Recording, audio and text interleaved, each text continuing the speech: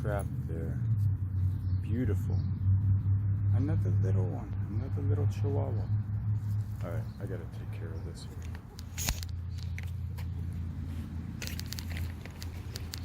Hey! Crab number 2 for the morning.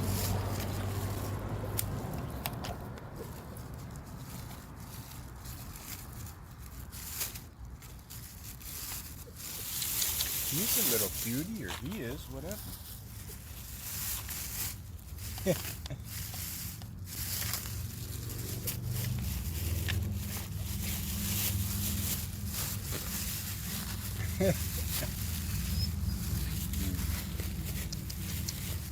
what's your... Alright. Let's continue, Lila. Maybe you'll meet this one again. Oh, another one. Another little cutie. These are like different Chihuahua variants over here. We've got a trifecta going on. This is an Obermind. Alright. And then we've got the wolf hiding. Lila, don't piss on flowers. Come on. Let's see if Lila notices. She didn't even notice that one. Sometimes she goes aggro on these statues. Alright, so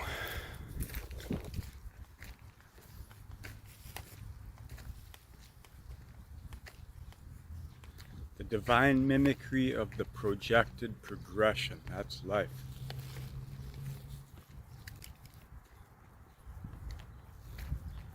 Let's talk about ignorance as virtue for a moment.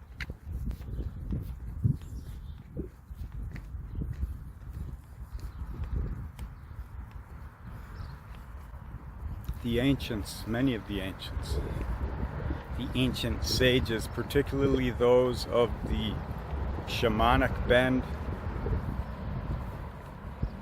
the early Taoist bend, when people started to write things down as philosophy and poem and koan and all these other things. Let's go this way. Let's go over here. There was an idea of ignorance being the only virtue. And if you think about it, ignorance is where absolutions go to die. It's where they actually are born. You know, to be ignorant in the world is to be a fool, because knowledge is power here. And if you make ignorant choices, they have dire consequences. And it's because we've created all this structure and stuff. We have all defined contrasts, so we know where the lines are. Over here. And it's a good thing, you know, to be able to rise in these kind of systems and experience good things and all the technology, and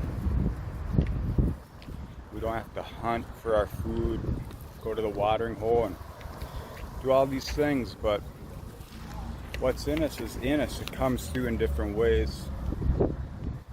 When you try and fit static conclusion over dynamic life, you are just deciding where the imbalance is created, essentially.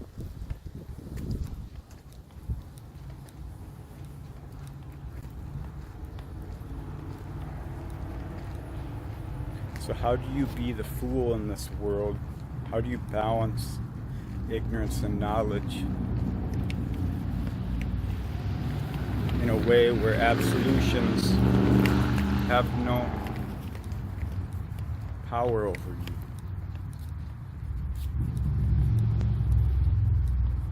Well, you know, if you're focused on a math test, that's the curriculum, that's the way your mind is bent. If you just decide to stand up and walk out of the test, then you're open to new possibilities, new potentials, new conclusions.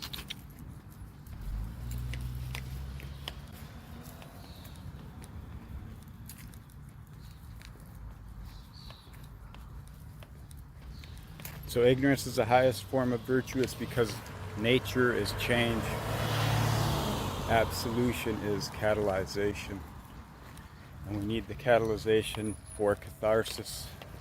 And the soul is evolving or growing or cultivating or it's expressing. You know, it can be any of those things. It just depends on how you're focused. And just because you're focused one way one day don't mean you don't change it the next. Unless you are so bound to your conviction and the rules of the egoic game that you can't usurp the king or the queen. You can't bring the kingdom of heaven in to your existence, so you help to try and build it out there. So what holding the ignorance within yourself as a virtue can do, it can give you the materials, the building blocks for that kingdom of heaven. Because you're in creative flow with all of nature, reality. And in 10,000 years, none of this will be here. You can be part of that 10,000 year spirit here now.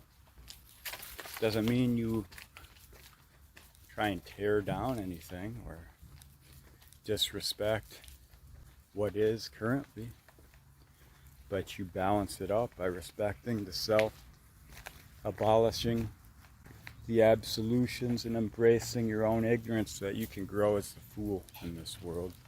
Because that's the only way to create. I've been learning that. A lot of people have been. I think we all are in a way. But